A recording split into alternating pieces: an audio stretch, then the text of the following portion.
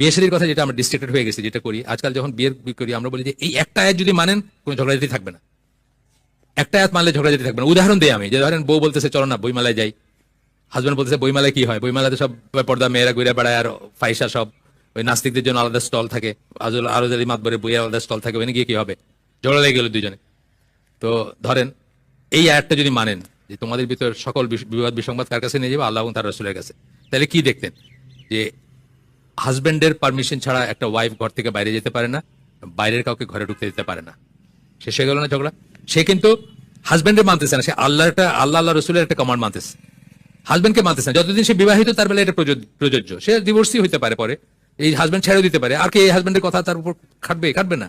এটাই আল্লাহ সূরা নিসার 1 নম্বর আয়াতে বলতেছেন যে যার নামে তোমরা একে অপরের, সে আল্লাহকে ভয় করো যার নামে তোমরা একে অপরের উপর রাইট ক্লেম করো। সকল বিয়ার খুতবাতে এটা বলা হয়, সূরা নিসার 1 নম্বর আয়াতটা, সে আল্লাহকে ভয় করো যার নামে তোমরা রাইট ক্লেম করো। রাইটটা কেমনে এস্টাবলিশ হলো? একটা বিয়ে পড়লেন তারপর তো এস্টাবলিশ হলো, কার নামে রাইটটা? আল্লাহ দেওয়ার রাইট এটা, তাই না? বিবাহিত মানুষের হাজবেন্ডের উপর, ওয়াইফের উপর হাজবেন্ডের রাইট। তাইলে সেই আল্লাহর কথা বা সেই রাসূলের কথা বা সেই শরিয়ার কথা বা সেই ইসলামের কথা হচ্ছে যে হাজবেন্ডের পারমিশন ছাড়া বা ইচ্ছা ছাড়া ওয়াইফ বাইরে যেতে পারবে না। ঝগড়া শেষ হয়ে যেত না? শেষ হয়ে যেত।